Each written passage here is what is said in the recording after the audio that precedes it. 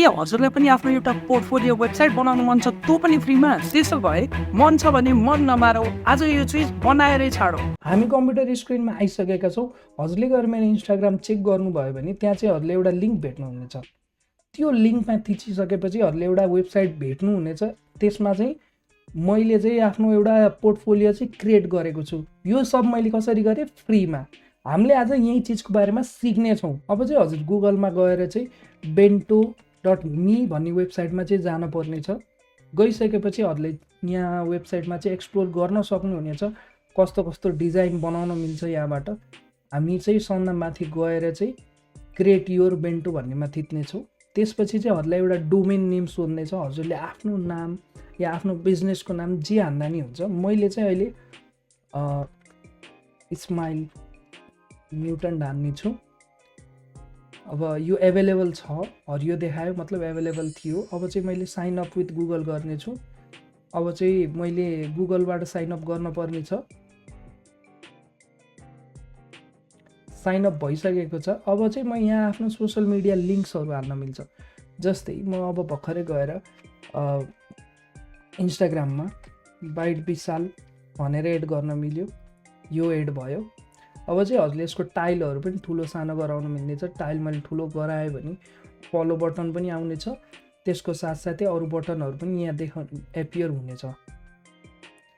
मैले लिङ्कडिन सबै चिजहरू हाल्न सकेँ यहाँ। अब अहिले भर्खरै पनि यदि मैले बाइट विशाल भनेर हान्छु भने मेरो युट्युबको च्यानलको पनि ब्यानर आउनेछ। यसलाई पनि मैले ठुलो सानो जस्तो गराउन नि मिल्न सक्छु। यसको साथसाथै हजुरले धेरै सोसियल मिडिया लिङ्क्सहरूलाई चाहिँ एड गर्न सक्नुहुनेछ।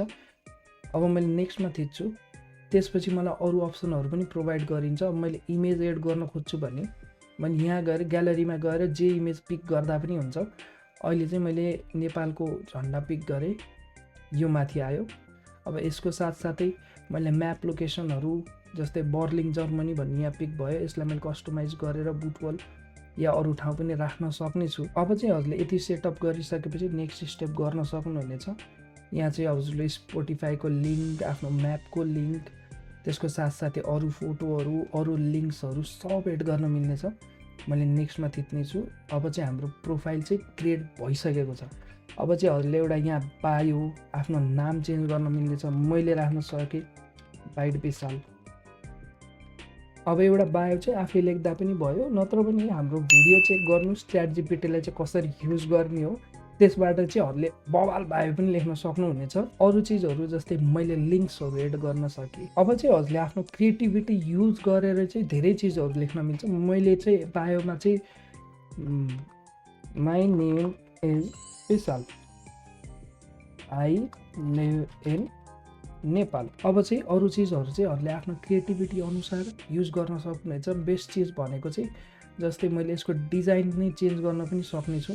जस्तै इमेजलाई मैले सानो बनाएँ, यहाँ राख्न मिल्यो। ड्र्याग एन्ड ड्रप यति सजिलो छ चिजहरू। लिङ्क्सहरू पनि हजुरले एड गर्न मिल्यो। डाइरेक्टली कुनै हजुरले काम गरिरहनु भएको छ भने चाहिँ त्यसको पोर्टफोलियो बनाउनको लागि राख्न पनि मिल्यो। मैले अब मल्टिपल इमेजेसहरू पनि सिलेक्ट गर्न मिल्यो। जस्तै मैले यो गरेँ, मल्टिपल इमेजेसहरू पनि सिलेक्ट हुन्छ। अब मैले यो ठुलो गराएँ भने यसरी राख्न मिल्यो मैले। त्यसको साथसाथै अब यसलाई मैले सानो बनाउन मिल्यो। यसरी हामीले एडजस्ट गर्न पनि मिल्यो। हजुरले यसरी ब्रेक गर्न मिल्छ। जस्तै म यहाँ टाइल एड गरेँ, वाट आई लभ, अनि यसकोमा चाहिँ हजुरले इमेजेसहरू लेखेर सोकेस गर्न मिल्यो। धेरै सेक्सन्सहरू बनाएर एउटा ठाउँमा चाहिँ हजुरले आफ्नो वर्कलाई सोकेस गर्न मिल्यो, अर्को ठाउँमा आफ्नो इन्ट्रेस्टहरूलाई सोकेस गर्न मिल्यो। त्यसको साथसाथै यहाँ चाहिँ टपमा चाहिँ हजुरले आफ्नो सोसल मिडिया लिङ्क्सहरूलाई राख्न मिल्यो। अब हामीले बनाएर सक्यौँ। अब अरूले हेर्दाखेरि यो चिज कस्तो देखिन्छ भन्ने चिज चाहिँ हजुरले अब देख्नुहुनेछ। जस्तै यो वेबसाइटमा गएर मैले माथिको लिङ्कलाई पेस्ट गरिदिएँ भने अब चाहिँ हाम्रो वेबसाइट चाहिँ देखाउनेछ। अरूकोमा स्क्रिनमा यस्तो देखाउँछ। अब हजुरको फोनको युजर हुनुहुन्छ भने फोनको युजरलाई कस्तो देखिन्छ भन्ने चिज यहाँबाट हामीले निर्धारण गर्न मिल्छ। हजुरले फोनको लागि चाहिँ छुट्टै लेआउट बनाउन पनि मिल्नेछ। That is the best thing. यसमा सबभन्दा राम्रो चिज भनेकै यही हो। अब मैले यो लिङ्क आफ्नो फोनमा पठाएँ। यदि मैले आफ्नो फोनमा गएर हेर्छु भने यो चिज पनि यो सजिलै देखाइरहेको छ। म इन्स्टाग्राममा गएर फलो गर्न सक्छु। जस्ट इन्स्टाग्राममा ल्याएर मलाई छोडिदियो मेरो आफ्नो इन्स्टाग्राममा। यदि म युट्युब खोल्न खोजेँ भने युट्युबमा गएर मेरो आफ्नो च्यानलमा ड्रप गरिरहेको छ। यो चिजहरू चाहिँ हजुरले आफ्नो यो वेबसाइटबाट गर्न सक्नुहुनेछ। यो सेयरेबल लिङ्क हजुरले जता हाल्दा नि भयो। लास्टमा हजुरलाई यो ट्युटोरियल मन पर्यो कि नै हजुरले बनाउनुहोस्, ट्राई गर्नुहोस्। त्यसपछि कमेन्टमा आफ्नो एउटा लिङ्क छोडिदिनुहोस्। हेरौँ न कतिको राम्रो बनाउनु हुनेछ, त्यो चिज पनि हेरौँला। अनि राम्रो लाग्यो भने सब्सक्राइब गर्नुहोस्। That's all.